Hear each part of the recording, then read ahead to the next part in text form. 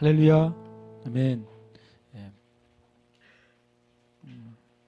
함께 하나님 말씀 나누겠습니다. 사도행전 4장 23절에서 31절 말씀입니다. 우리 함께 주보를 보시고 함께 말씀 읽겠습니다. 사도들이 노임에 그 동료에게 가서 제사장들과 장로들의 말을 다 알리니 그들이 듣고 한 마음으로 하나님께 소리를 높여 이르되 대주제여 천지와 바다와 그 가운데 만물을 지으신 이시요 또 주의 종 우리 조상 다윗의 입을 통하여 성령으로 말씀하시기를 어찌하여 열방이 분노하며 족속들이 허사를 경영하였는고 군왕들이 나서며 관리들이 함께 모여 주와 그의 그리스도를 대적하도다 하신 이로소이다. 과연 헤롯과 본디오 빌라도는 이방인과 이스라엘 백성과 합세하여 하나님께서 기름 부으신 거룩한 종 예수를 거슬러 하나님의 권능과 뜻대로 이루려고 예정하신 그것을 행하려고 이 성에 모였나이다. 주여 이제도 그들의 위협함을 굽어 보시옵고 또 종들로 하여금 담대히 하나님의 말씀을 전하게 하여 주시오며 손을 내밀어 병을 낫게 하시옵고 표적과 기사가 거룩한 종 예수의 이름으로 이루어지게 하옵소서 하더니 빌기를 다음에 모인 곳이 진동하더니 우리가 다 성령이 충만하여 담대히 하나님의 말씀을 전파하니라. 아멘. 할렐루야. 아멘. 오늘은 우리가 주님께서 이 교회를 통해서 하신 일 가운데 특별히 주님의 교회가 함께 기도할 때 하나님께서 어떤 일을 행하시는지 우리가 좀 나누기를 원하고 또 제목을 제가 영적 전쟁의 기도라고 말씀을 드렸습니다. 우리 영적 전쟁이라고 말할 때 우리 안에 어떤 가지고 있는 그림이 있는 것 같고 또 영적 전쟁이라는 말을 할 때 가지고 있는 일종의 어떤 개념이 있는 것 같아요. 그런데 때로는 영적 전쟁이란 단어, 특별히 영적 전쟁을 위한 기도라는 것에 대해서 어쩔 때는 우리가 성경적인 이해를 가지지 않고 경험적인 이해를 가진 게 굉장히 많아요. 또 이런 영적 전쟁이란 개념뿐만 아니라 성경에 나오는 많은 진리의 그 주제들이 우리가 성경을 읽고 성경에서 말씀하시는 것을 성경에 있는 진리의 내용으로 내가 가지고 있는 것이 아니라 우리가 들은 것 그리고 또 배운 것을 우리의 그 진리의 내용으로 가지고 있을 때가 많습니다. 물론 우리가 말씀을 전하는 분들의 그 메시지나 강의나 그런 것이 당연히 성경으로부터 나왔다는 것을 당연히 알죠. 또 그럼에도 불구하고 이 땅에 특별히 현대 성도들이 베레아 교회 성도들처럼 들은 말씀이 성경적인지를 살펴보아야 될 때예요. 왜냐하면 수많은 한 가지 주제를 가지고 수백 수천 명의 메신저들이 말씀을 나누고 있는 때가 지금이기 때문에 그리고 얼마든지 우리가 마음만 먹으면 내가 원하는 메시지를 실은 그냥 스마트폰을 통해서 그냥 들을 수가 있어요. 그래서 오히려 수많은 메시지가 많은 이때 제일 중요한 거는요 성경이에요. 저는 여러분에게 권면해 드리기를 좋은 설교 10편을 보는 것보다 성경을 한번 보는 것이 더 가치가 있습니다. 왜냐하면 그 메신저들이나 설교가 나쁘다는 것이 아니에요. 그런데 우리 안에 성경을 보는 눈 또는 성경에서 말씀하시는 내용을 이해할 영적인 능력이 갖춰져 있지 않으면 하나님의 사람들을 통해 주시는 메시지의 진짜 의미도 다 모르고 말씀을 들을 때가 많아요. 요즘은 소비하는 사회잖아요. 그래서 어떤 가수들의 그 노래도 소비한다고 표현을 해요. 한번 딱 떴다가 사람들이 마치 맛있는 음식을 먹으면 다음 음식 기다리듯이 노래를 한번 듣고서 와 그럼 한꺼번에 1억 뷰, 2억 뷰 막 이렇게 가요. 그런 노래들이 되게 많습니다. 1억 명이나 그걸 봤어? 그러면은 한번 그 노래가 한 100년쯤 갈 것 같잖아요. 한 달도 못 가요. 10억 명이 그 노래를 들었어도 실은 그 노래가 1년도 못 가요. 요즘은 모든 게 소비하는 시대가 돼버렸어요. 노래도 소비하고 문화도 소비하고 패션도 소비하는 거죠. 그때 입으면 다음 시즌 되면 그 옷을 안 입으려고 그래요. 왜냐하면 철이 지나갔다고 생각하는 거죠. 그래서 그런지 실은 말씀도 소비해버려요. 어떤 시즌에 어떤 메시지가 한번 훅 올라오면 사람들이 그것을 유튜브로 강의로 막 듣습니다. 그래서 그렇구나. 그리고 마치 그것이 딱 그 시즌이 지나가면 이거는 이제 문 닫았다라고 생각하는 거죠. 그래서 더더욱이 지금 여러분과 제가 집중해야 될 것은 여러분의 눈과 여러분의 입으로 말씀을 보고 읽는 거예요. 그래야 그 말씀이 영원한 말씀이 우리 안에 진짜 진리로 남게 돼요. 그래서 저도 당연히 여러분에게 말하는 저도 동일하게 마찬가지죠. 보통 목회자가 한 10년 정도 설교하면 미천이 떨어진다 그래요. 10년 정도 설교하면은 더 이상 설교할 게 없다고 느껴진다는 거죠. 왜냐하면 성경을 보면 이거 한 번쯤 내가 설교했었는데 하는 문장이 나오는 거예요. 또 성경을 펴면 이거 어디서 한번 설교했었는데 이렇게 되는 거죠. 그러니까 때로는 많은 교회 목사님들이 한 10년 정도 되면 능력의 한계가 아니라 내가 전할 것은 다 나눴다 생각할 때 되면 교회를 옮겨야 될 시기라고 여기는 경우가 굉장히 많은 이유가 그래요. 근데 실은 성경은 우리가 정말로 하나님 앞에 진지하고 또 주님 앞에 열정을 가지고 읽는다면 10년이 아니라 100년을 설교해도 주님의 말씀은 아마 끝이 없을 거예요. 그래서 저도 주님 앞에 그런 마음의 태도를 갖길 굉장히 갈망하고 또 말씀을 읽을 때마다 내가 이 말씀을 처음 읽는다. 내가 예수님을 믿고 이 말씀을 처음 읽는다. 일종의 자기 최면. 저는 말씀 읽을 때 이 말씀 나는 오늘 처음 읽는 거야. 처음 읽기 때문에 이게 무슨 뜻인지 나는 알고 싶어. 이렇게 읽게 해달라고 기도해요. 근데 또 저도 계속 많은 시간 성경을 읽고 또 말씀을 나누다 보니까 어떨 때는 어떤 문장을 그냥 가볍게 여기고 지나가려고 하는 제 마음을 읽게 돼요. 그러면 다시 또 주님 앞에 주님 내가 이렇게 읽고 지나가는 이 문장 안에 말씀 안에 주님의 그 깊은 진리나 또 놀라운 능력의 말씀이 있는지 제가 놓치지 않게 달라고 자주 기도합니다. 그럼에도 불구하고 부족하죠. 지지난주부터 계속 여러분에게 나누는 내용 중에 하나가 성령 충만이에요. 근데 실은 알고 보면 사도행전 전체는 성령 충만한 내용이잖아요.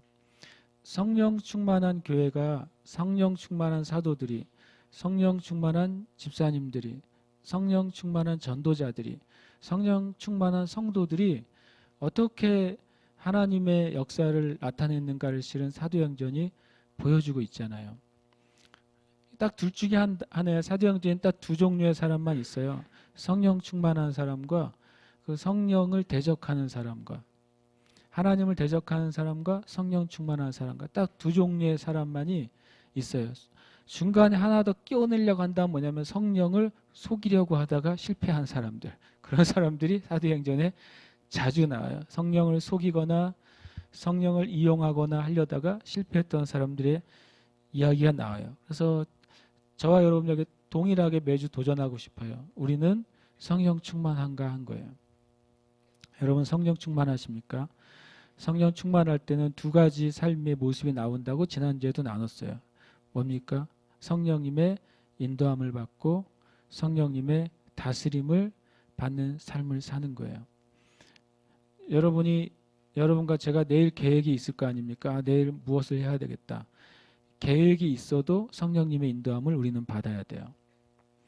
계획이 있고 분명한 일이 있다 할지라도 오늘 저는 성령님의 인도함을 받고 성령님의 다스림에 복종하고 순종하겠습니다라고 하는 그런 고백이 여러분과 저에게 날마다 있어야 돼요. 그렇게 되기를 축복합니다.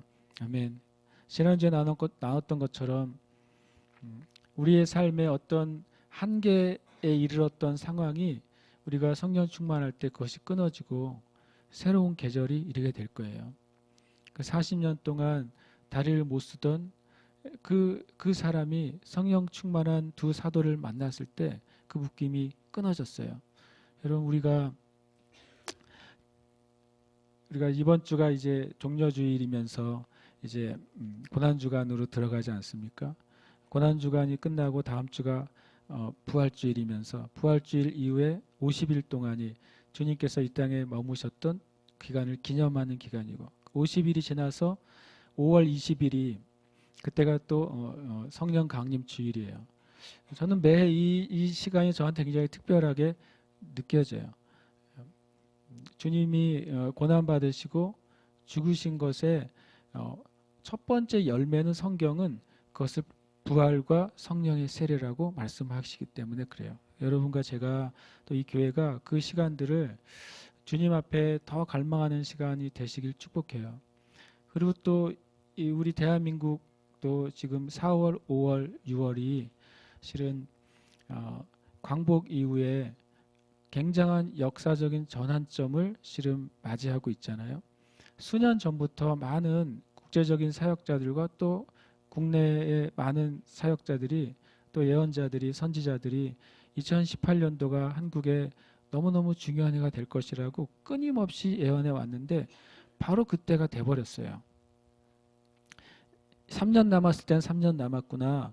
2년 남았을 땐 2년 남았구나. 1년 남았을 때 1년 남았구나. 그렇게 사람들이 하는데 바로 정작 그 해가 됐을 때는 사람들은요. 잠잠해요. 왜냐하면 아무 일도 안 일어났거든요. 하나님의 역사가 그래요. 놀랍게도. 근데 그때 정말 그때라고 누구들 얘기하는 그때 깨어서 주님 앞에 기도하는 교회, 기도하는 하나님의 사람들에게 하나님이 일하실 거예요.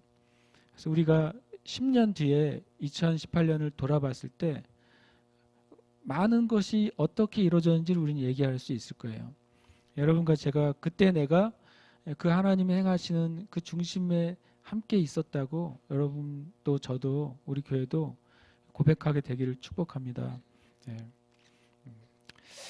오늘 말씀 부분 23절에 이렇게 말씀하세요. 오늘 요 자막이 오늘 안 나갑니다. 그러니까 제 PC가 문제인지 뭔지 잘 안 나가요. 그래서 뭐 같이 나누면 좋겠어요. 사도들의 노임에 그 동료에게 가서 제사장들과 장로들의 말을 다 알리니 이렇게 돼 있어요. 사도들이 놓였어요. 왜 놓였냐면 어떻게 할 수가 없었기 때문에 이 공회의 법으로 봤을 때는 이들을 어떻게 처리할 수 있는 적당한 죄목도 없고 적당한 이유도 없고 분명히 치유된 증거가 있었기 때문에 그것을 무시할 수가 없어서 놓았습니다. 그러나 놓으면서 그들이 그냥 놓아준 게 아니라 이 사도들을 협박하고 또 사도들에게 경고하고 그렇게 했죠. 18절에는 먼저 그들이 경고했다고 나와 있어요. 그들을 불러 경고하고 도무지 예수의 이름으로 말하지도 말라. 그들이 경고하고 복음을 전하는 것을 금지했어요. 굉장한 핍박이죠, 실은요. 이 경고가 무슨 경고이겠습니까? 이 사내들인 공회가 바로 불과 얼마 전에 이 자리에 예수님을 세워놓고 예수님을 정죄했단 말이죠. 바로 얼마 전에 이 공회가 바로 이 두 사도를 세워놓은 공회가 예수님을 사형이라고 언도했단 말이죠.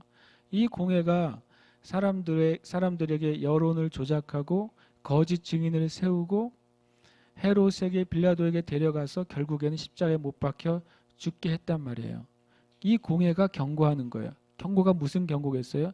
너희들 이 말을 듣지 않으면 너희의 스승처럼 너희도 죽게 될 거라는 경고죠. 단순한 경고가 아니라 죽음에 대한 경고예요.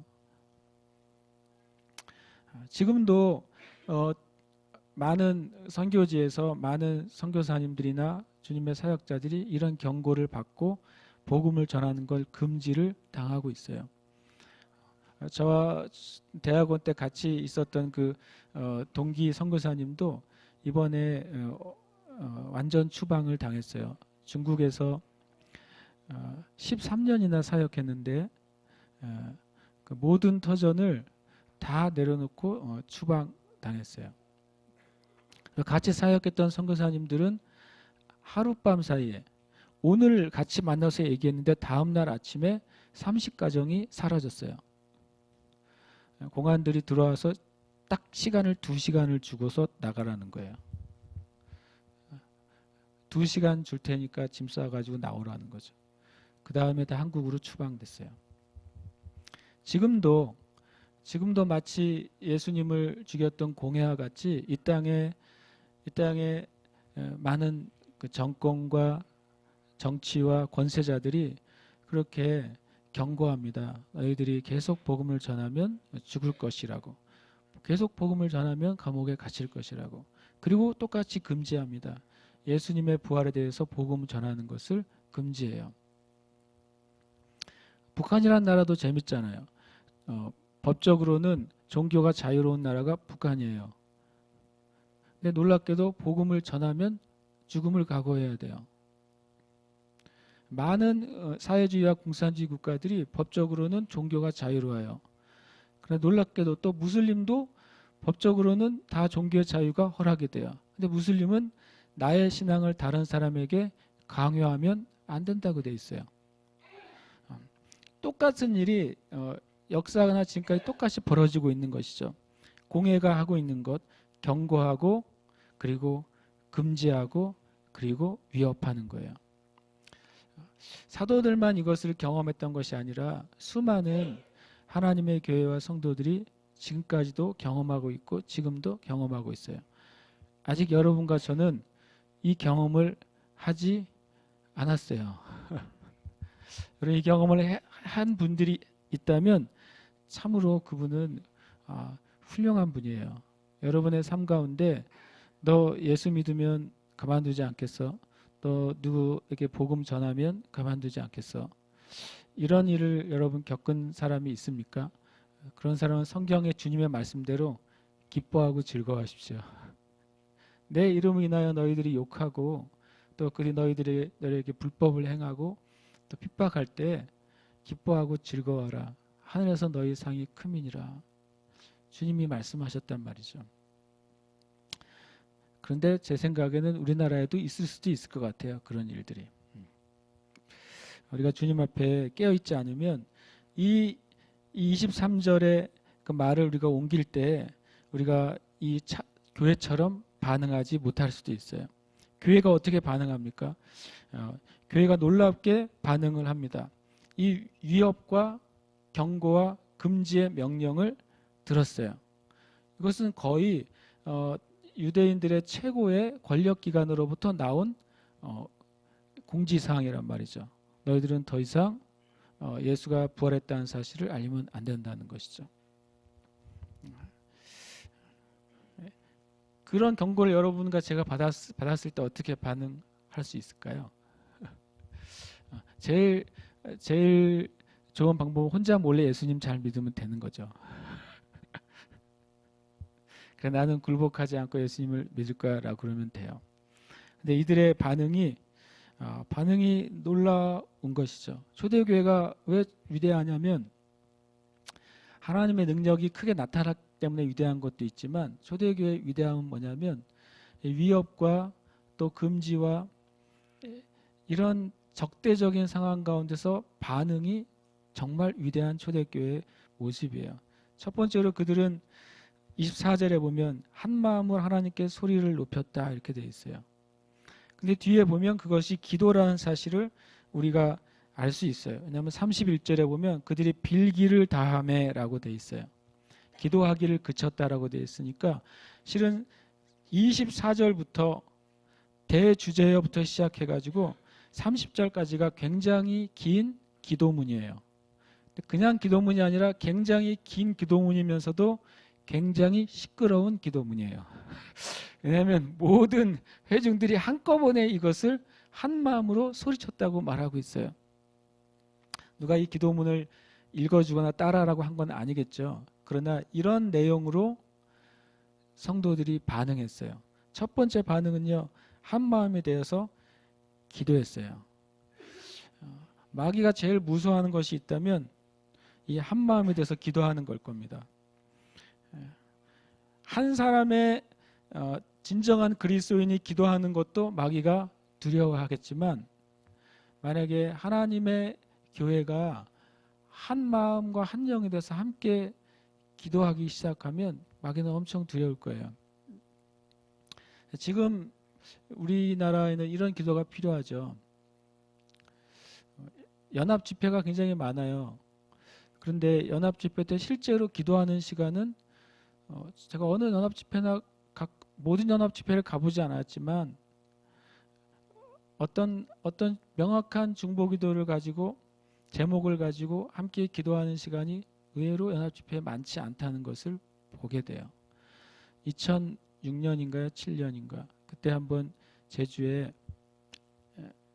2008년이지. 2008년에 제주 100주년 선교 100주년 연합 집회가 서귀포 축구장에서 있었어요.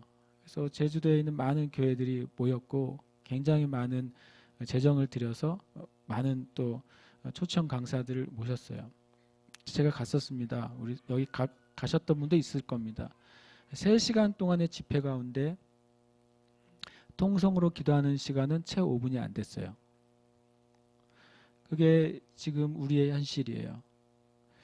통성으로 이 땅을 위해서, 이 땅의 교회들을 위해서, 이 땅의 영혼들을 위해서 함께 이 말씀 그대로 하나님께 한 마음으로 소리를 높여 기도하는 기도가 5분이 안 됐어요. 그것을 보고 제가 너무 마음이 실은 그냥 마음이 많이 상했어요. 이렇게 모으기가 얼마나 어려운데 이것을 모이기 위해 수개월 전부터 얼마나 많이 교회들마다 광고가 되고 홍보가 되고 사람들이 서로 권면해서 모였는데 실제로 기도한 시간은 5분이 안 됐어요. 이것은 제가 과장이 아니라 실제로 5분이 훨씬 더 안 됐어요. 제가 마음이 아팠어요. 어쩌면 우리에게 필요한 그 연합은 다른 게 아니라 한 마음으로 그냥 기도하는 것일지 모르겠어요.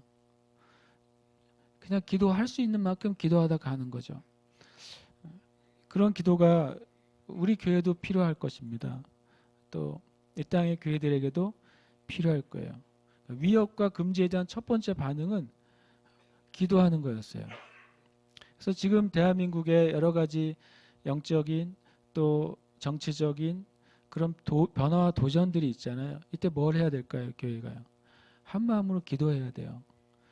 그래서 우리의 뜻도 아니고 정부의 뜻도 아니고 열강의 뜻도 아니라 하나님의 뜻이 이 땅 가운데 성취되도록 교회가 그냥 한 마음 한 영으로 부르짖어야 돼요. 그때 하나님이 하실 거예요.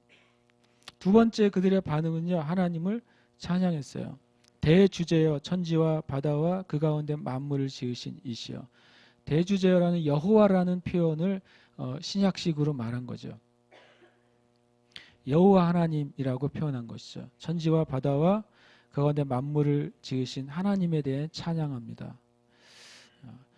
가장 여러분 큰 위기에 있을 때 하나님의 도움을 제일 먼저 받는 방법은 하나님을 찬양하는 거예요.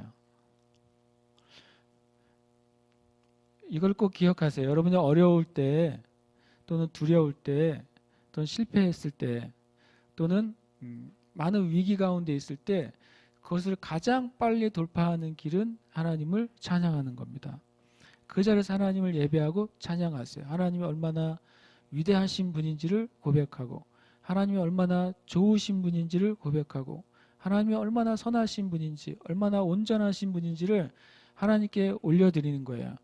그러면 내 삶에 하나님이 그 찬양을 받으시고 당연히 온전하고 선하고 바른 것을 허락해 주세요. 그래서 이 교회는 초대교회는 놀랍게도 이 두 가지를 가지고 있었어요. 한 마음으로 되어 기도하는 은혜가 있었고 하나님을 찬양했어요.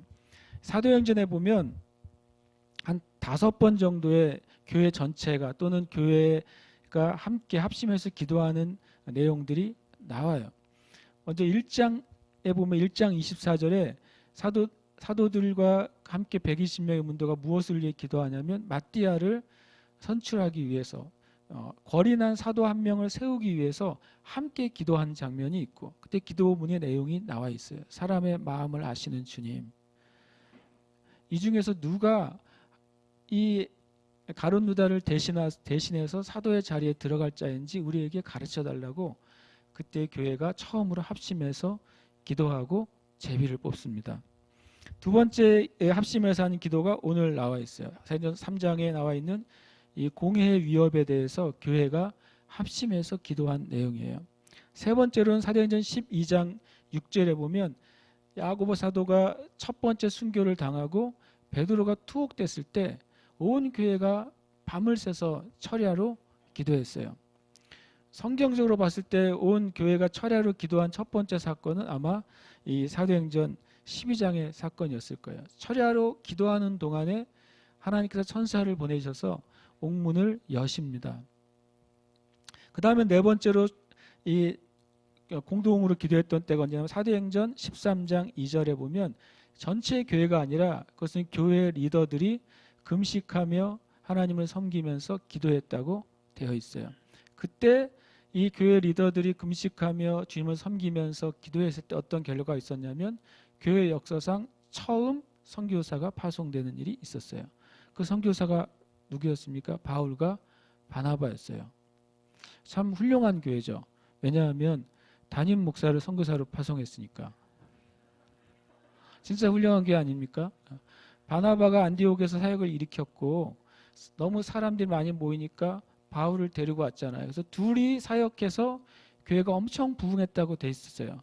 리더들이 기도했더니 그 2명 나가라고.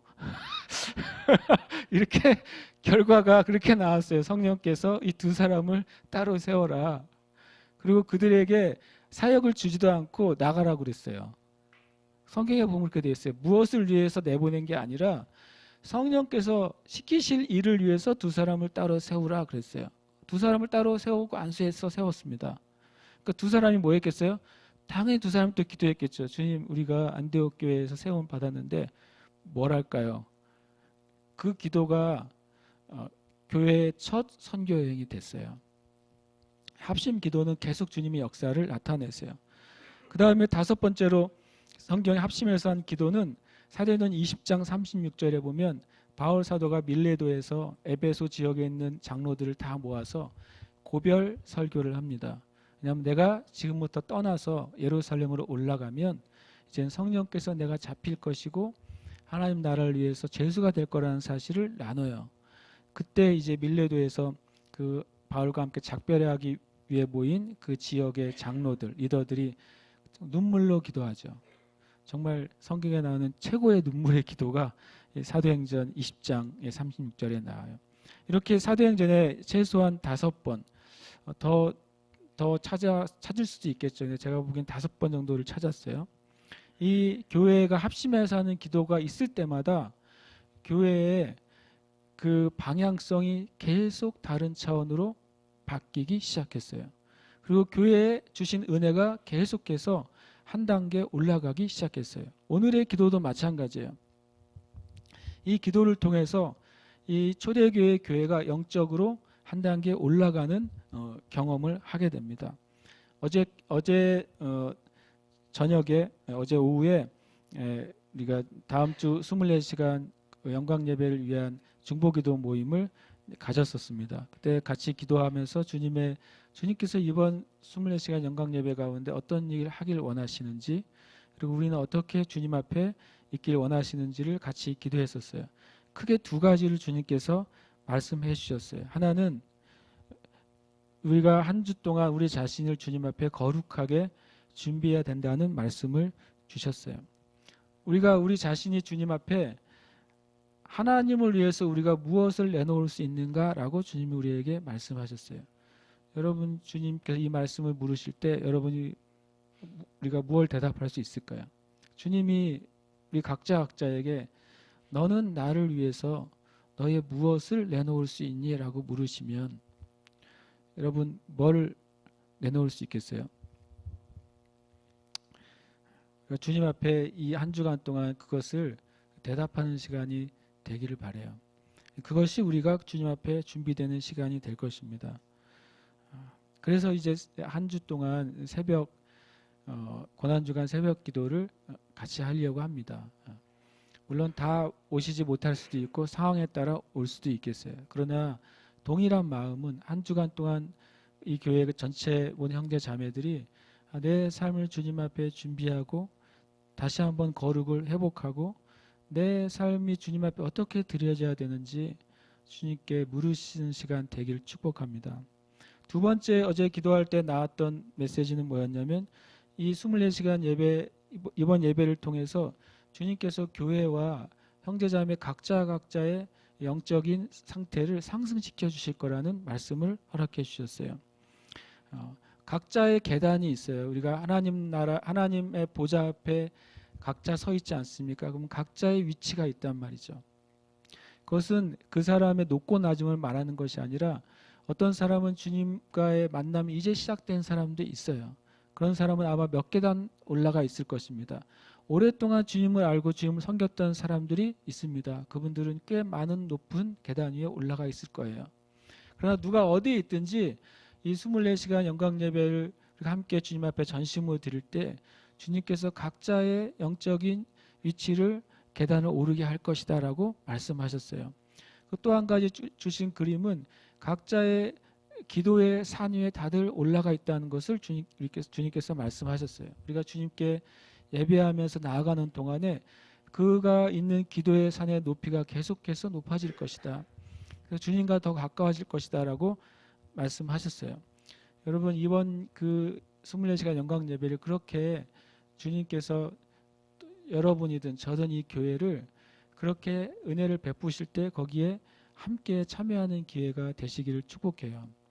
공식적으로는 새벽에 우리가 새벽 기도를 드리면서 새벽 기도 시간에는 성경에 예수님께서 입성하셔서 말씀하셨던 말씀들을 함께 읽을 것입니다. 특별히 많은 긴 설교가 아니라 주님이 월요일부터 금요일까지 성전에서 계속 말씀을 나누시거든요. 그 말씀들을 함께 읽을 것이고, 그리고 우리가 각자 주님 앞에 기도하면서 나가는 시간을 가질 거예요. 그리고 이건 비공식 하나는, 왜냐하면 결정 전체 하자는 것이 아니라 제가 어제 기도하면서 받은 마음은 비공식이에요. 4시는 공식적으로 오시면 좋겠고, 혹 밤에 기도하길 원하시는 분들은 10시부터 철야를 좀 하려고 합니다. 이것은 제가 하려고 해요. 그래서 여러분 같이 기도할 원하시는 분들은 10시부터 12시까지는 같이 기도를 할 거고, 집에 가길 원하시는 분은 갔다 가시면 되고, 또 혹 마음을 주셔서 밤에 철야를 하기 원하시는 분은 철야하셔도 좋을 것 같아요. 그래서 월요일 저녁부터 지성소 예배가 9시에 끝나니까 그리고 정리하고 10시부터 우리 강단 뒤에 방이, 따뜻한 방이 생겼어요. 그러니까 거기서 모이려고요. 거기서 모여서 철야로 2시간 정도는 같이 합심해서 기도하고, 그 뒤는 각자 예배당에서 기도하셔도 되고 뒤에 방에서 기도하셔도 되고, 이렇게 한 주간 우리가 철야로 기도하실 수 있는 분은 밤에 오시면 좋겠고, 새벽 시간에 나는 된다 하시는 분은 새벽 기도에 오셔서 같이 말씀을 읽고 주님 앞에 개인적으로 나가시면 좋겠어요. 어쨌든 정말 권하는 것은 한 주간을 우리가 정말 한 마음으로 주님께 기도하며 예배하는 주간이 되기를 축복합니다. 2장 25절에 보면 25절, 26절 우리가 잘 아는 말씀이에요. 또 주의 종 우리 조상 다윗의 입을 통하여 성령으로 말씀하시기를, 이렇게 되어 있어요. 그것이 시편 2편 4절 2절부터 4절까지 말씀이죠. 어찌하여 열방이 분노하며 족속들이 허사를 경영하였는고, 세상의 군왕들이 나서며 관리들이 함께 모여 주와 그의 그리스도를 대적하소다 하신 그 내용이 예수님이 죽으심을 통해 성취됐다고 말씀하는 것이죠. 성경이 어떻게 쓰여졌는가를 실은 되게 잘 얘기해 주는 것이 25절이에요. 주의 종 우리 조상 다윗의 입을 통하여 성령으로 말씀하시기를, 이렇게 돼 있잖아요. 이게 성경이 쓰여지는 과정이에요. 하나님께서 하나님의 종 누군가를 통해서 성령으로 하신 말씀이 기록된 것이 성경이에요. 그래서 굉장히 이 말씀은 굉장히 중요한, 성경이 어떻게 기록되느냐 하는 것을 보여주는 중요한 문장이 될 수도 있어요. 그러면서 어째 열방이, 족속들이, 세상의 군왕들이, 관리들이 모여서 하나님과 주의 그리스도, 예수 그리스도를 대적했습니다라고 하는 시편 2편의 다윗의 그 기도가, 다윗의 시편이 놀랍게도 이제 성취가 됐다라고 말씀하는 거죠. 시편 2편의 이 말씀의 의미는 뭐냐면, 이 대적자들이 1, 2절에 이렇게 말했을 때 4, 5, 6절에 주님이 뭐라고, 그것에 대해 뭐라고 말씀하시냐면, 하나님께서 비웃으시며 이렇게 표현해요. 그리고 내가 나의 왕을 시온에 세웠다 이렇게 표현하십니다. 이것은 뭐냐면, 이 25절과 26절의 말씀은 우리에게 뭘 가르쳐 주냐면, 그리고 이 교회가 무엇을 기도한 거냐면, 하나님은 하나님의 백성들의 대적자들이 일어날 때, 하나님을 대적하는 대적자들이 일어날 때 어떤 식으로 그것을 진압하시냐면, 예수님의 이름으로 권능을 행하시는 것을 통해서 대적자들을 비웃으신다는 말씀이에요. 그러니까 지금 공회가 베드로와 요한 사도들을 위협했어요. 협박하고 복음을 전하는 것을 금지했어요. 그때 이 초대교회가 정말 합당한 말씀으로 기도한 거예요. 주님 시편의 말씀처럼 열방의 왕들이 하나님을 대적할 때 하나님이 비웃으시면서 하나님의 왕을 세우신 것처럼, 그리고 권능으로 그들을 깨뜨리신 것처럼, 주님 지금도 우리에게 그 일이 일어나고 있으니 이 교회에 그 하나님의 권능을 내려주시옵소서. 그래서 하나님의 대적자들을 비웃어 주시옵소서라고 실은 기도하고 있는 거예요. 이 기도는 정말 강력한 영적인 기도입니다. 우리도 실은 이런 기도를 해야 돼요. 결국에 마귀가 하는 일이 무엇인지가 27절, 28절 이렇게 말합니다. 과연 헤롯과 본디오 빌라도는, 여기서 헤롯은 헤롯 안티파스죠. 이 헤롯 안티파스가 예수님을 죽이는데 가담했던 바로 그 헤롯입니다. 본디오 빌라도는 이방인과 이스라엘 백성과 합세하여 예수님께서, 하나님께서 기름 부으신 거룩한 종 예수를 거슬러 라고 말을 해요. 여기에 보면 세 종류의 대적자들이 나와요. 첫 번째 대적자들은 공회였어요. 공회가 처음에 위협하잖아요. 두 번째는 헤롯이 있어요. 세 번째로는 본디오 빌라도가 있어요. 세 종류의 대적자를 마귀가 사용하고 있는데, 이 첫 번째 대적자인 공회는 종교 권세예요. 종교적인 권세를 사용했어요. 하나님께 속하지 아니한 종교적인 권세자들, 진리에 속하지 않은 율법적이고 종교적인 종교인들의 권세를 마귀가 사용하고 있어요. 두 번째 헤롯은 정치 권세예요. 헤롯은 당시 지역 갈릴리와 그 지역을 다스렸던 분봉 왕이에요. 정치 권세를 마귀가 사용해서 하나님의 일을 대적하고 있어요. 그리고 빌라도는 이 로마의 전체 권세를 대변하고 있어요. 이것은 세상 권세를 대변하는 자가 로마의 빌라도입니다.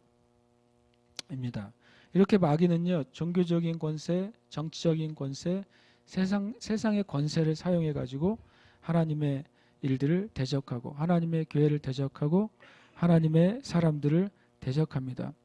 그런데 28절에 굉장히 재미있는 역사관을 하나 보여줘요. 초대교회가 이 역사관을 가지고 있었기 때문에 놀랍게도 초대교회가 많은 고난을 받았는데도 계속 확장할 수가 있었어요. 기독교 역사상 가장 짧은 시간에 가장 큰 선교의 역사를 이룬 것이 초대교회고, 아직도 이 초대교회의 역사가 2000년간 더 나타나지 못했어요. 이것을 뛰어넘는 역사는 아직 없었어요. 무엇을 알고 있었냐면 28절을 알고 있었어요. 초대교회가요. 하나님의 권능과 뜻대로 이루려고 예정하신 그것을 행하려고 이 성에 모였나이다. 참 놀랍게도 마귀는 마귀의 일을 하거든요. 마귀는 엄청 악한 지혜를 동원합니다. 마귀가 할 수 있는 모든 권세를 다 동원합니다. 마귀가 마지막으로 쓰는 권세는 바로 사망의 권세예요. 사람을 죽이면서 하나님의 일을 방해합니다.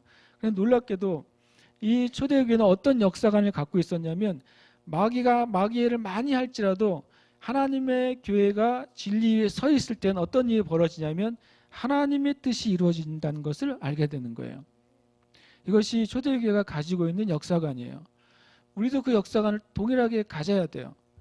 교회가 깨어 있을 때는 마귀가 아무리 많은 일을 할지라도 결국엔 그 모든 일들은 하나님의 예정하신 것을 이루시는 방향으로 흘러가게 되어 있어요. 우리가 그것을 믿고 기도해야 돼요. 근데 만약에 하나님의 교회가 이 역사관을 가지고 있지 못하면, 하나님의 교회가 믿음으로 서 있지 않으면 마귀의 일들이 더 진행되고 확장이 될 것입니다. 이 역사에 대한 이 하나님의 관점, 역사에 대한 영적인 관점이 지금 이 대한민국의 교회에 너무나도 필요한 것 같아요.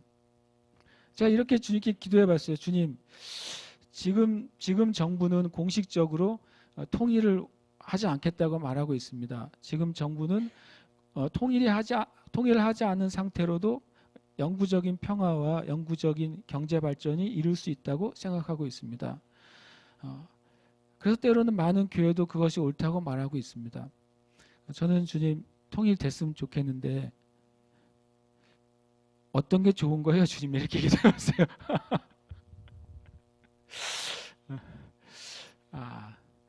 많은 그 주장들이 지금 우리나라에 막 많지 않습니까? 그래서 전에는 없던 이쪽 이런 정치적인 일에 대한 많은 유튜버들이 요즘 활동을 하고 있고 엄청 재밌어요. 들으면 이런 얘기도 있구나, 저런 얘기도 있구나, 이런 관점도 있구나, 저런 관점도 있구나. 너무 재밌어요. 그래서 제가 주님께 기도할 때 주님의 권능과 주님이 뜻으로 예정하신 그 일이 일어나려면 통일이 돼야 일어날까요? 통일이 안 돼야 일어날까요? 북폭이 돼야 일어날까요? 북폭이 안 돼야 일어날까요? 저는 모르겠다고 주님께 그랬어요. 왜냐하면 역사 가운데는요, 표면적으로는 꼭 하나님의 교회에 유리한 일만 일어나지 않았거든요. 역사적으로는 꼭 하나님의 사람들이 모든 권세를 다 다스리거나 그것을 취하지 않았거든요. 근데 우리가 고백하는 건 뭐냐면 하나님이 행하셨다는 사실은 고백하게 되는 거예요. 그럼 이 대한민국을 볼 때도 주님께 지금은 많은 기도의 장가지를 다 쳐버렸어요. 쳐버리고 그냥 하나만 기도하자. 하나님, 교회가 하나님의 뜻을 위해 기도하게 해주세요. 예수님이 그러셨잖아요. 그러고 보니까 예수님께서 나의 원대로 맛이 없고 하나님의 원대로 되기를 원하나이다. 그게 예수님이 죽으시는 거였어요. 완전한 실패, 표면적으로는 완전한 절망, 모든 것이 다 끝나는 상황이 하나님이 원하신 거였어요. 그래서 제가 그런 기도도 하게 돼요. 이 대한민국을 위해서 기도할 때, 교회를 위해 기도할 때, 제가 원하지도 않고 기도하지도 않고 기뻐하지도 않지만 하나님의 뜻이 이루어지게 해주세요. 뭐든지 좋습니다. 그러나 하나님의 뜻을 내가 진짜로 받아들이고 진짜로 순종하고 하나님 안에 진짜로 내 삶을 드릴 수 있도록 저와 이 땅의 교회들이 준비되게 해주세요. 그게 하나님의 역사를 크게 나타나는 일이에요. 결국엔 예수님의 죽음과 부활은 결국 마귀가 하는 일이 어디까지인지를 보여주는 거예요. 마귀가 하는 일이 어디까지입니까? 죽이는 데까지예요. 예수님 말씀하셨어요. 진짜 두려워할 자를 내가 너에게 알려주마. 너의 육신을 죽이고 더 이상 어떻게 못하는 자를 두려워하지 마라. 이렇게 말씀하셨어요. 이게 마귀의 일의 한계예요. 결국 마귀가 할 수 있는 일은 뭐냐면요, 하나님의 뜻과 정하신 일을 멈출 수가 없는 거예요. 모세 때에도 그랬습니다. 모세 때 바로의 신하들을 모아놓고 참 자기한테 어울리지 않는 단어를 씁니다. 자, 우리가 지혜롭게 하자, 이런 말을 써요. 바로가 다 모아놓고 자, 우리가 지혜롭게 하자. 첫 번째로는 얘네들을 더 강압하고 더 채찍질하고 더 노역을 어렵게 하면 유대인들이 더 힘이 약해질 것이다, 히브리인들이. 그렇게 했죠. 지혜롭게 했어요. 근데 더 강해졌어요. 더 많이 낳네요. 이상하죠. 더 수가 늘어나네요. 그 다음에 지혜는 뭐예요? 산파들을 위협해가지고 아들을 낳으면 그 우리식으로 하면 엎어놓으라는 거죠. 엎어놓으면 숨을 못 쉬나 봐요, 아이가요. 엎어놓으면 아들을 낳으면 엎어놓으면 그 살인한 걸로 앉혀줄게. 이렇게 위협하고 회유했어요. 그런데 또 그게 또 안 통했어요. 그 지혜도. 세 번째 마귀의 지혜는 뭐였냐면 그럼 아예 그냥 공권력을 동원해서 그냥 아이들 남자 아이들을 색출해 가지고 다 그냥 나일강에 던져버려서 악어밥이 되게 하자 했죠. 그때 수많은 아이들이 아마 그렇게 악어밥이 됐을 거예요. 그래서 이 바로와 또 바로 뒤에 있는 마귀는 그들의 지혜가 성공했을 거라고 생각했죠. 그런데 그리고 아무 일 없어졌어요. 얼마 동안 아무 일 없었는 줄 아세요? 80년이요. 80년 동안 바로의 지혜가 성공한 것처럼 보였어요. 왜냐하면 유대인들이 이 반란의 기미도 없고 반란의 능력도 없고 애국을 빠져나갈 수 있는 길도 없었어요. 80년간이나. 근데 80년 후에 주님이 이 모세란 사람을 통해서 출애굽이 시작되잖아요. 참 하나님의 하신 일, 하나님의 하실 일, 그 일에 대해서 우리가 주님의 지혜가 필요해요. 여러분 개인의 인생을 통해서도 마찬가지예요. 개인의 인생을 통해서. 요즘 제가 저 자신에게 이제 테스트를 하고 있는데 성경에 그랬잖아요. 육체 연습, 육체 훈련이죠. 그게 트레이닝이라고 되어 있더라고요. 육체 훈련은 약간의 유익이 있고 경건의 훈련은 범사의 유익이 있다고 하셨어요. 그리고 제가 이제 우리가 100살 이상을 보고 살아야 되잖아요. 그러니까 아직 저는 인생의 초반부밖에 못 살아가지고 후반부를 잘 살아가려면 이 육체 훈련과 이 경건의 훈련을 준비하고 있어야 되지 않겠어요? 그래서 제가 최근에 이제 목표를 가지고 육체 훈련과 경건의 훈련을 다시 이제 시작을 하고 있어요. 육체 훈련은 몇 가지 운동을 하루에 하나씩 더 하면서 하고 있어요. 하루에 하나씩 더 하는 게 별거 아닌 것 같은데 죽을 맛이에요. 만약에 턱걸이를 오늘 하루 하고 내일 2개 한다고 생각하시면 별거 아니잖아요. 10일만 지나면 갑자기 10개가 돼요. 30일 지나면 30개가 돼요. 일단 그날 그거를 하고서 자는 거죠. 근데 경건의 훈련도 육체만 훈련이 되고 경건이 훈련이 안 되면 조금밖에 인생에 유익이 없잖아요. 성경 말씀 그대로. 성경은 저는 100% 진리라고 믿어요. 내가 이해가 안 되거나 잘 몰라도. 육체 훈련도 약간의 유익이 있다고 그랬어요. 그 약간의 유익이 뭐냐고 제가 주님께 좀 기도해 봤더니 육체 훈련의 약간의 유익은 뭐냐면 내가 너를 쓰려고 할 때 준비가 되는 거예요. 육체가 일하는 게 아니라 주님이 우리를 사용하시려고 할 때 내 몸이 주님께 반응할 수준으로는 준비되어 있으면 돼요. 주님이 뛰라 그러는데 지금 저는 걷는 거밖에 못 하겠어요. 그럼 준비 안 된 거예요. 네. 주님이 걸으라 그러는데 저는 기는 거밖에 못 하겠어요. 그럼 육체가 준비 안 된 거예요. 우리 육신도 준비해야 돼요. 근데 경건의 훈련도 저도 이제 그것도 또 1+로 계속 가고 있어요. 무엇인가 이렇게 하나씩 늘려가는 거죠. 물론 영원히 늘려갈 수는 없기 때문에 상한선은 제가 정했어요. 상한선에 이르르면 그것을 계속 유지해야지 이렇게 생각하고 있어요. 꼭 저처럼 하실 필요는 없지만 여러분 우리가 주님의 관점으로 여러분의 인생을 보고 영의 관점으로 여러분의 인생을 보면서 주님 앞에 여러분 자신을 드리시길 축복해요. 드리는 것도 준비되는 거예요. 성경에 자주 믿음의 싸움을 2가지로 얘기하더라고요. 2 종류의 그림을 항상 얘기하는 걸 보게 됐어요. 하나는 경기장의 선수하고 하나는 전쟁의 군사예요. 이 2가지를 한번 묵상하시길 축복해요. 경기장의 선수가 실제로 달리기를 위해서 뭘 준비할 것인가? 군대의 군인이 실제 전쟁에 투입되기 전에 무엇을 훈련할 것인가? 실은 하나님은 우리가 하나님의 그 놀라운 일에 참여하기를 기대하고 계시고 기다리고 계시고 준비하고 계세요. 우리도 주님 앞에 마치 디데이가 며칠 남아있는 선수처럼 내 자신을 준비해야 돼요. 준비하는 선수는 먹는 것, 쉬는 것, 노는 것, 그 모든 것에 있어서 절제합니다. 그리고 구별합니다.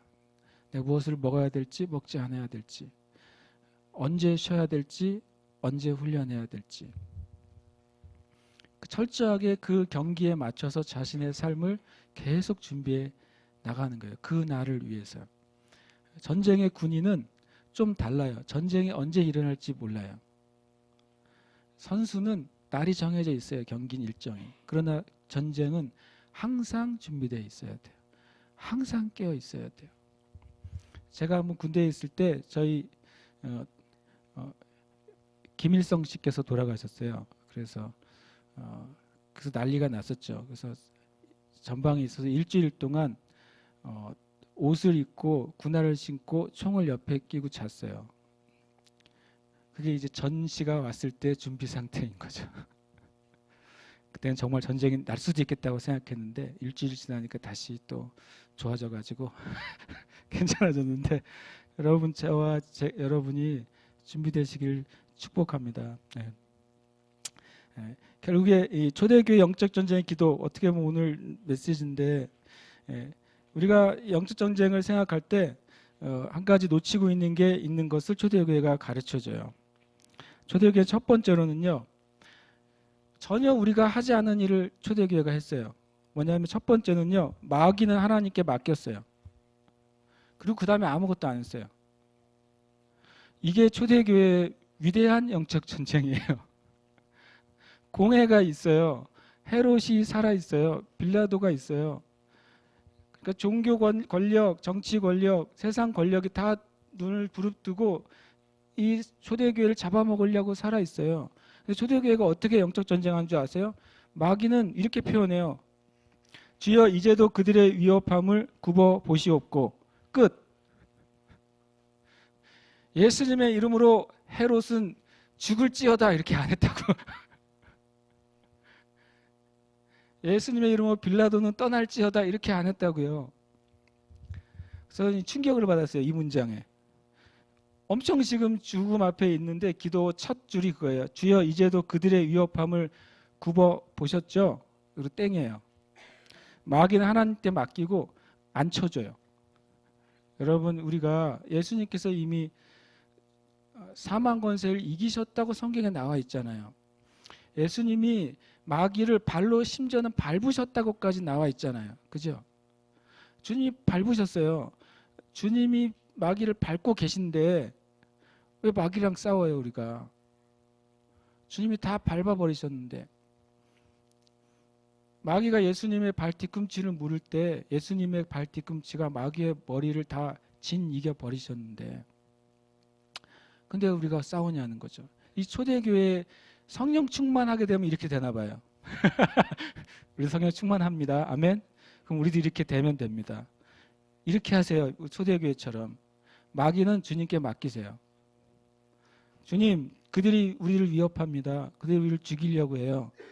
주님 보셨죠? 이러고 끝났어요. 굉장히 짧아요. 이 부분은요.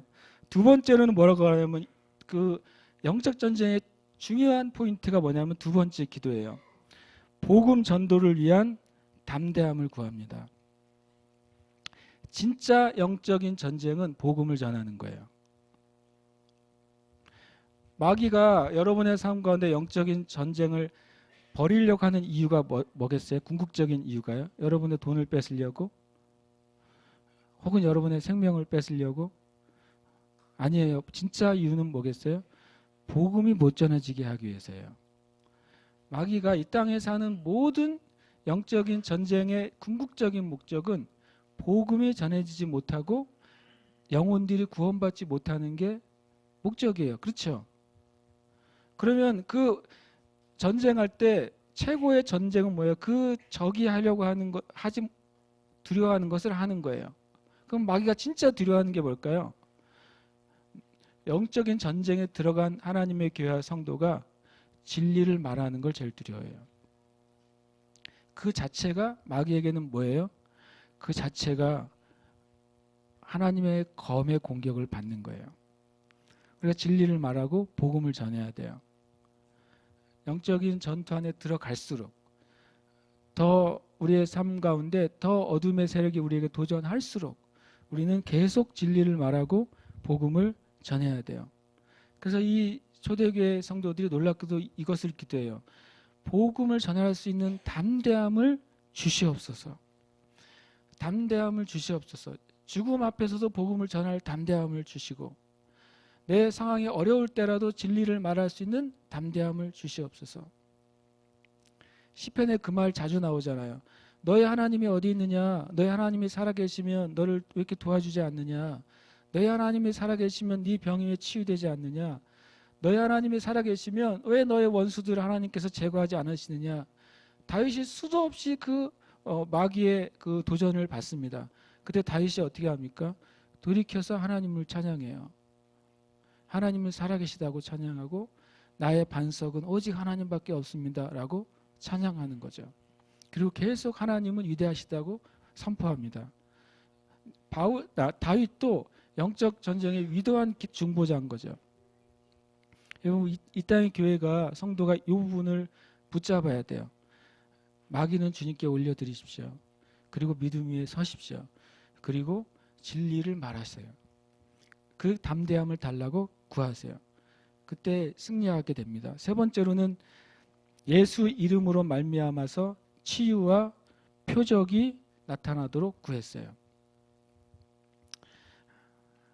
초대교회 사역의 기초는 예수님의 사역의 기초하고 똑같아요. 예수님의 사역의 기초가 뭐였습니까? 주님은 선포하시고 가르치시고 고치셨어요. 너무 우리가 잘 아는 말씀이잖아요. 이 세 가지가 예수님의 사역의 기초였어요. 어디를 가시든지 하나님이 이렇게 말씀하셨다고 선포하셨어요. 어디를 가시든지 이제는 진리를 가르치셨어요. 그들이 가지고 있던 말씀에 대한 오해, 율법에 대한 오해를 바꿔주셨어요. 그 다음에 주님께서 병자를 고치시고 귀신을 쫓아내시면서 치유하셨어요. 이것이 세 가지 초대교회의 기도예요. 그래서 우리도 그렇게 기도하고 싶어요. 주님께서 그런 기도들을 우리에게 부어달라고. 하나님, 우리가 지금 말씀을 끝나고도 같이 기도하겠지만 한 주 동안도 여러분 그렇게 우리가 같이 기도하길 원합니다. 예수 이름의 치유와 표적을 우리는 구해야 돼요. 초대교회의 기초적인 사역은 치유와 표적이 있었어요. 지난주에도 말했잖아요. 절대 포기하지 맙시다. 우리에게 아직 그 일이 온전하게 나타나지 않는다고 해서 포기해서는 안 돼요. 하나님이 그 일을 하실 겁니다. 그리고 31절에 주님이 이제 행하십니다. 빌기를 다음에 세 가지 진정한 영적 전쟁의 기도의 열매가 나타나요. 첫 번째로는 모인 곳이 진동합니다. 이것은 무엇의 변화냐면 땅의 변화예요. 터가 흔들린 것이죠. 터가 흔들려서 땅을 주님 바꾸셨어요. 주님께서 큰 부흥을 일으키실 때에는 실제적인 땅의 진동이든 그 지역의 영적인 그 분위기를 완전히 바꿔버리십니다. 그것이 땅의 변화예요. 대한민국에도 그 땅의 변화가 필요해요. 대한민국 여러분 기도할 때도 주님 이 땅에 영적인 그 기초가 완전히 흔들려서 변하게 해달라고 우리는 기도해야 돼요. 주님이 한번 이 땅을 흔드실 때 사람들에게 영적인 그런 분위기와 자세가 바뀌어지게 될 거예요. 그때 주님의 복음이 전파될 때 사람들이 하나님을 만나게 되는 거예요. 이 대한민국도 또 제주도 우리 교회도 이런 영적 분위기가 반전돼야 돼요. 이것이 주님이 첫 번째 하신 변화였어요. 두 번째 변화는 성령의 충만함이 다시 임합니다. 이들은 이미 오순절 때 성령의 충만함을 경험했어요. 그런데 또 성령이 다시 충만하게 임하는 것을 말씀하고 있어요. 그래서 우리는 이전에 여러분과 제가 받았던 하나님의 은혜가 사실이고 놀라운 것일지라도 새로운 때를 위한 하나님의 새로운 은혜를 구해야 돼요. 우리가 지난 은혜와 지나간 성령의 충만함을 가지고 하나님의 새로운 때를 맞이할 수는 없어요. 얼마나 많이 우리가 그동안 그런 실수를 반복했는지 모르겠어요. 이전에 받은 은혜를 가지고 다음의 시즌을 살아가려고 하는 거예요. 우리는 그렇게 하면 안 돼요. 왜냐하면 성령님은 계속 새로운 기름 부으심을 주시는 분이시잖아요. 그래서 우리는 계속 성령의 충만함을 구해야 돼요. 이렇게 기도할 때 성령께서 다시 이들에게 임하셨어요. 더 강력한 기름으로 임했고 더 새롭게 하시는 은혜로 임했다는 것입니다. 이것이 성도의 변화예요. 우리는 변화돼야 돼요. 우리는 계속 변화돼야 돼요. 성경은 영광에서 영광으로 변화돼야 된다고 말씀하고 있어요. 믿음에서 믿음으로 변화된다고 말씀하고 있어요. 계속 더 높은 하나님의 차원으로 변화돼야 된다고 말씀하고 있어요. 그래서 우리는 주님께 주님이 이 변화를 우리도 맞이하게 달라고 기도해야 돼요. 세 번째 마지막으로 담대한 복음 전파가 시작됐어요. 이것은 사역의 변화가 일어납니다. 놀랍게도요, 예수님을 믿고 또 성령의 세례를 받은 다음에 복음이 전파됐어요. 지금도 복음을 전파했다고 말해요. 그런데 똑같이 복음을 전파되지만 하나님의 영이 임한 다음에는 그 복음의 열매가 완전히 다른 차원으로 가요. 미국의 대각성을 이끌었던 조나단 에드워즈라는 사역자가 있잖아요. 조나단 에드워즈라는 사역자가 설교할 때 사람들이 울면서 기둥을 붙잡고 지옥에 떨어지지 않으려고 매달렸다고 하는 기록이 나와 있잖아요. 근데 놀라운 사실은 조나단 에드워즈가 그날 한 설교를 그날 처음 한 게 아니었다는 사실이에요. 조나단 에드워즈가 그날 그 역사에 기록된 사람들이 울고 불며 기둥을 붙잡고 지옥에 떨어지지 않게 달라고 기도했던 그날 했던 설교를 조나단 에드워즈가 똑같은 설교를 몇 번째 했을 때였냐면 18번째 했을 때였어요. 18번째 똑같은 설교를 이곳저곳을 다니면서 똑같은 회개하라는 설교를 계속 전했어요. 계속 복음을 전했어요. 아무 일도 일어나지 않았고 조나단 에드워즈가 주님 앞에 몸부림치면서 늘 기도했어요. 주님, 내가 진리를 바르게 전하지 않은 것인지, 왜 사람들의 마음이 깨지지 않는 것인지, 왜 나에게는 하나님의 권능이 나타나지 않는 것인지. 조나단 에드워즈는 그렇게 엄청 기도하면서 울면서 주님께 기도했어요. 그런데 놀랍게도 조나단 에드워즈가 이것이 주님의 말씀이라고 믿었기 때문에 포기하지 않은 거예요.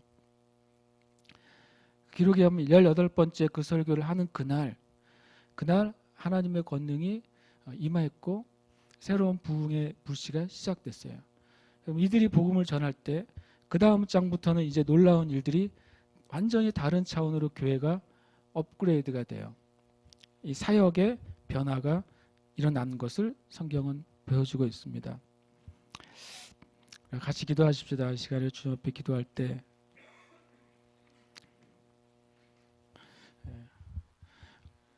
이번 주가 특별히 중요한 날이냐? 그렇습니다. 왜냐하면 다음 주는 오늘보다 더 특별히 중요한 날이 될 것입니다.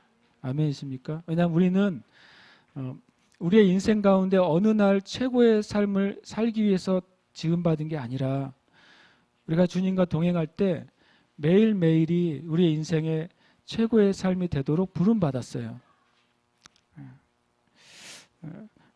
어제 한 동영상을 이제 이렇게 봤는데 그 패션 오브 크라이스트 영화의 그 예수님 역을 했던 짐 카비젤입니까? 그분이 간증한 톡쇼의 영상을 보게 됐고 오늘 이제 다음 세대 오후 예배 낼 땐 그걸 좀 같이 좀 시청하게 하려고 하는데 거기에 그걸 쭉 보다가 제 안에 딱 한 문장이 저한테 너무 마음에 딱 꽂혔어요. 그 카비젤 그 형제가 이렇게 말했어요. 믿는 자의 자유는 하고 싶은 것을 하는 것이 아니라 해야 될 일을 하는 것입니다. 이렇게 말했어요. 여러분 우리가 하고 싶은 일이 많잖아요. 그러나 믿는 자의 자유는 해야 될 일을 하는 거예요. 믿는 자의 기도는 하고 싶은 기도를 하는 게 아니라 해야 될 기도를 하는 거예요. 이 땅의 교회 사역은 하고 싶은 사역을 하는 게 아니라 해야 될 사역을 하는 거예요.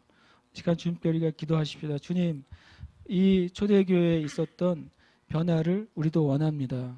주님, 이 땅에 또 우리 자신의 교회에 주님 터전을 바꿔 주시옵소서. 진동해 주시고 흔들어 주시고 주님 바꿔 주시옵소서. 주님, 우리 안에 새로운 영적인 충만함과 하나님의 은혜를 갈망하는 마음을 더 부어 주시옵소서. 우리가 더 담대해져서 주님의 뜻을 순종할 수 있는 은혜를 허락해 주시옵소서. 우리 같이 이 시간 합심해서 기도하겠습니다.